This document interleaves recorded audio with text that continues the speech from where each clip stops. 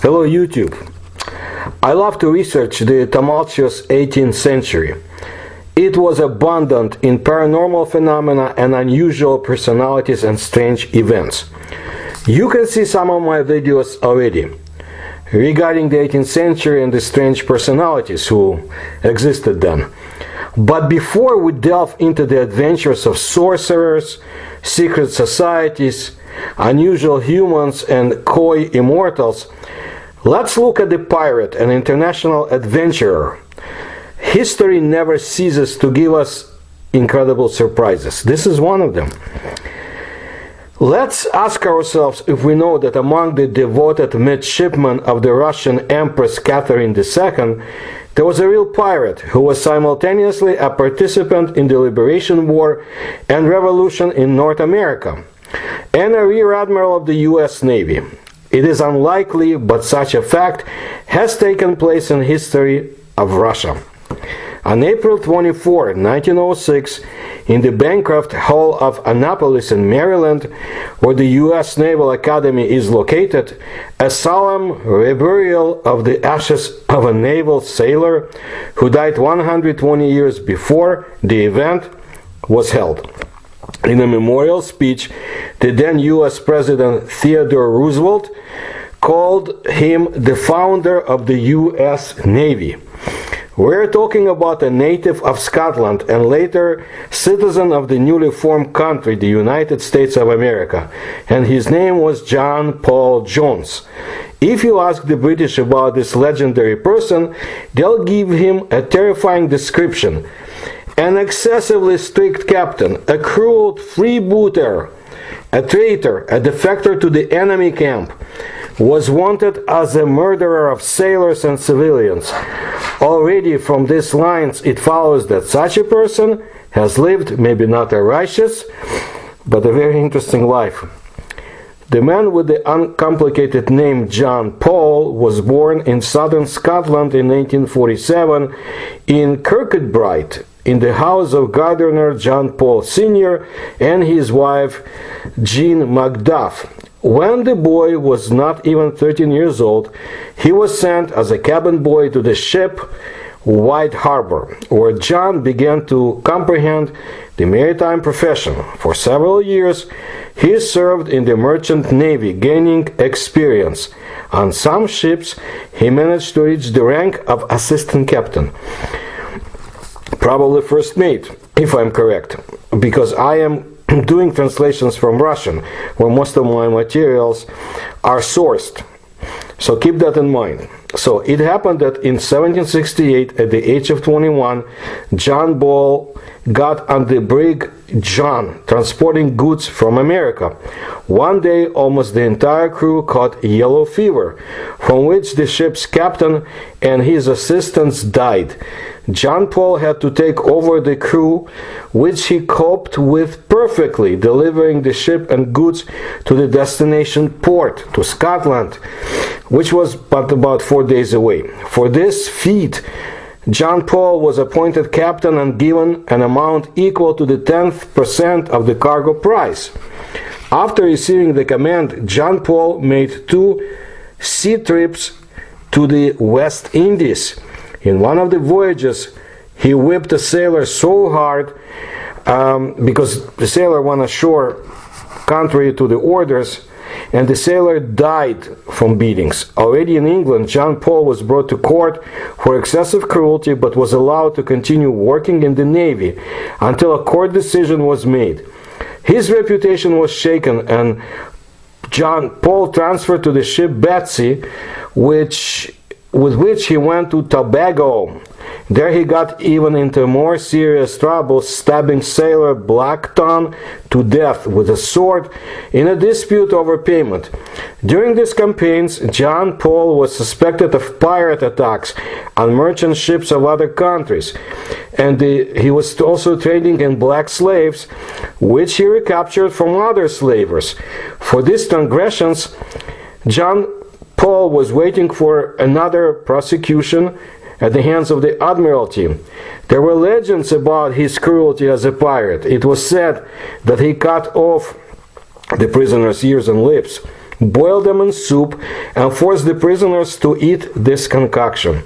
And then he disappeared from the field of view from the British, coming back, appearing again only around 1771 in Fredericksburg in Virginia. His older brother lived there with his family. Besides, Britain was at war against America, where revolutionary changes were taking place. So this became John's new homeland. In America, an English sailor, the English sailor first introduced himself as John Paul Jones. Once in Philadelphia, he offered his services to the newly formed Continental Fleet, which was later transformed into the United States Navy, or Fleet. Naval officers were in demand, and it was necessary to fight with England. It is not known who promoted Paul Jones, but in 1775 it was he who became the first person to officially receive the rank of a U.S. naval officer, first lieutenant, first mate. So he became the captain of the frigate Alfred, on which he departed from the mouth of the Delaware River and attacked the English merchant ship New Providence. By the way, for the first time in the history of the United States, the Star-Spangled Banner was unfurled over the frigate Alfred, marking the birth of the country's navy. Paul Jones captured the English ship without difficulty, and this became the first trophy of the American Navy, and Paul Jones was made captain of the trophy. In 1777, Jones became the captain of the ship Ranger, and by personal order of Benjamin Franklin, with whom he was on friendly terms, went to England. Off the coast of his former homeland, Jones robbed as he wanted, robbed merchant ships and attacked the military. And two of them he managed to capture along with the crews. The English were furious with anger. Once they managed to block the Ranger in the bay, but by some miracle Jones was able to take his ship out to sea at night and escaped capture. And off the coast of Scotland, he and his men set a terrible fire in the port, in which many British ships burned. Excellent knowledge of the English coast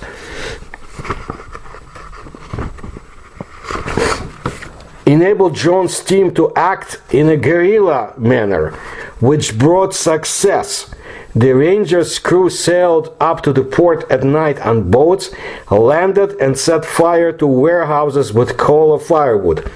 There was a fire in the port, panic in the city, and the privateer, Paul Jones, was developing a plan for another sabotage action, of which there are quite many. In the subordination of Paul Jones, there was an American Lieutenant Thomas Simeon, who at the end of his life described that Ranger's campaign to England. According to his recollections, it turned out that they did not behave like military men, but like ordinary pirates or robbers. The British declared John Paul Jones wanted as a murderer, bandit, and a traitor.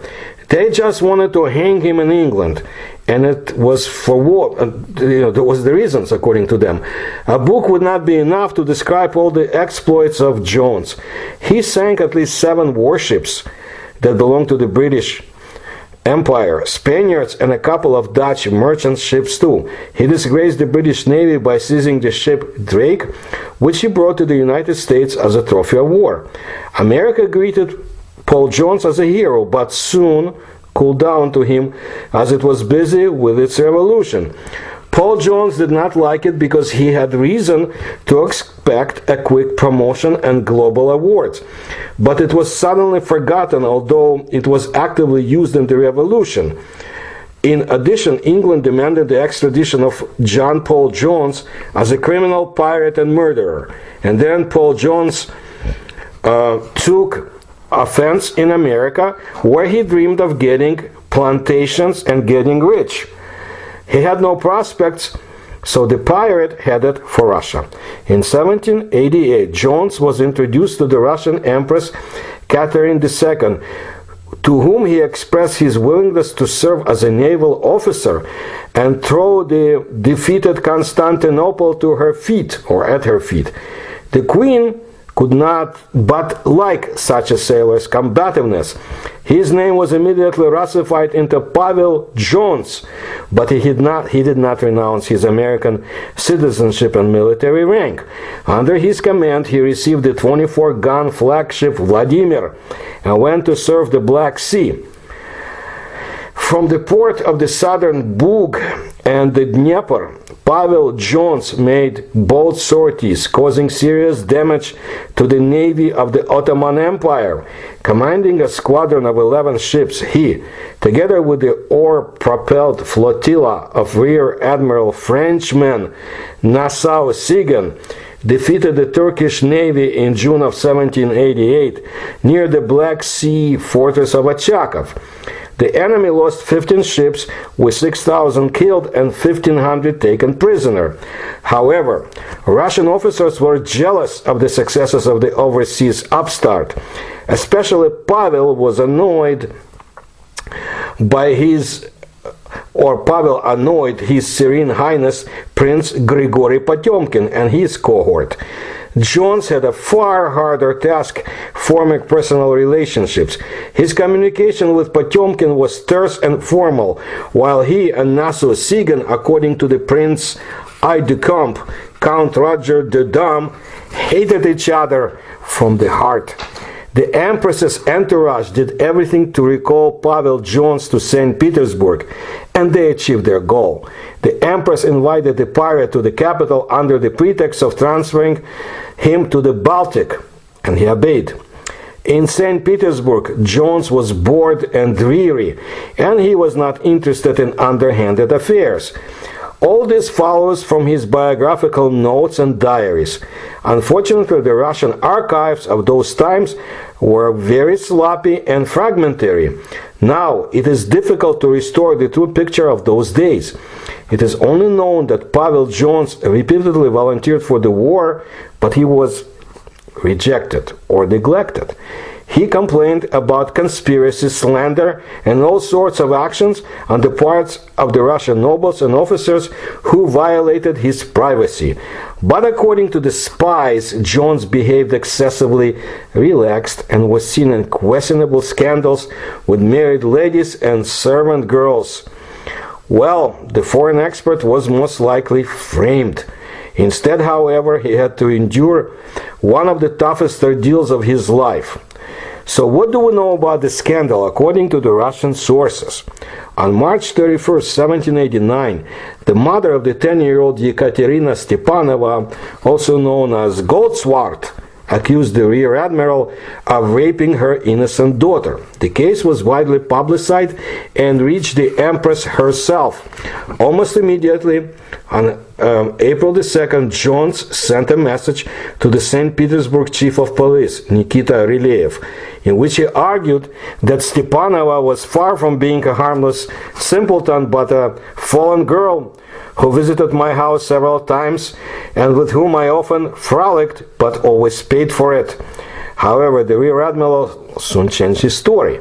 He told his friend, the French ambassador, Count Louis-Philippe de Ségur, the only one who had not renounced John Paul Jones in St. Petersburg society. He told the Frenchman that he had no sexual relationships with Stepanova, but was the victim of deceit on the part of her and her mother. According to this new version or account of events, the girl had come to ask if he had any linen or lace that needed patching up, but he had none. Then she started making obscene gestures. I advised her to stop this disgusting activity, gave her money and told her to leave. Ségur retold Jones' words. As soon as she walked out of the door, she tore off her sleeves and lace kerchief, screaming rape, and threw herself into the arms of Mama Goldswart, who suddenly happened to be there. Finding himself at the center of a major scandal, the Rear Admiral fell into deep depression. Ségur even saved him from suicide, having found his friend at home with a loaded pistol in his hand. In the course of the proceedings, however, it was established that the mother had lied about both the age of her daughter.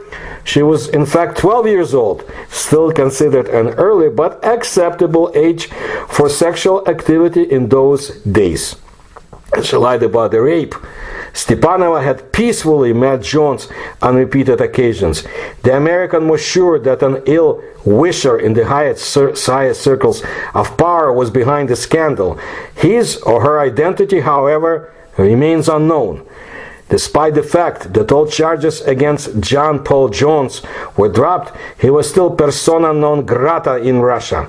He never received his expected transfer to the Baltic Fleet, unlike his nemesis Nassau-Siegen, who might well have been the one who plotted against the rear admiral.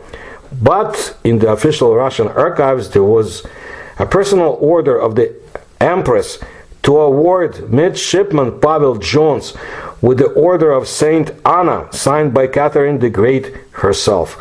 And yet Paul Jones left Russia an embittered man. Many saw him as an English spy, an outsider and a self-promoter. And overseas experts, foreign experts so to say, in Russia have always been disliked. Only objective archival documents could clarify this story for us. Pavel Jones needed a task, a mission, and he was not offered one. He didn't want to remain idle. While staying in Russia, Pavel Jones managed to write a book, The Story of the Military Campaign on the Estuary. Catherine the Great granted the U.S. naval commander a 2-year leave of absence with retention of rank and salary. He was in fact being discharged, and Pavel Jones refused to take it lying down. Yet his numerous petitions to the authorities went unanswered. In August 1789, an angry and embittered John Paul Jones was forced to leave Russia for good. In 1790, he arrived in Paris, where he remained until the end of his life. Jones repeatedly wrote to the Russian Empress, confirming his loyalty to her and his readiness to continue serving for the benefit of Russia. But he did not receive any answers. In 1792, the U.S. government appointed Jones as ambassador extraordinary to Algeria to negotiate the release of American prisoners of war. But suddenly, just before leaving, John Paul Jones died in his third-floor apartment in Paris on the Rue de Tournon from a heart attack. His grave was lost in the Royal Cemetery of St. Louis only at the very beginning of the 20th century, I think about 1905. The ashes of the American Rear Admiral were exhumed at the request of the U.S. government. Now ashes of the Admiral, pirate and mercenary soldier rest in the Hall of Military Fame of the U.S. Naval Academy. So, John Paul Jones turned out to be a purposeful, so to say, and contradictory personality. The British hated him as a criminal, the Americans idolized him as a hero, and the Russians have yet to figure out the case of Pavel Jones. I am sure very few people, by the way, remember in the United States that Empress Catherine II aided the American side in the war for independence against the British. But that's history, and maybe one day we'll talk about it, because history is a complicated thing. But 18th century definitely had very good personalities in terms of interest, and we'll delve into the paranormal aspect of some of them more. And I thank you for your attention, and if you like my research, please support it. You'll see the links in the description to this video. Please like my channel, my videos, and subscribe. Thank you.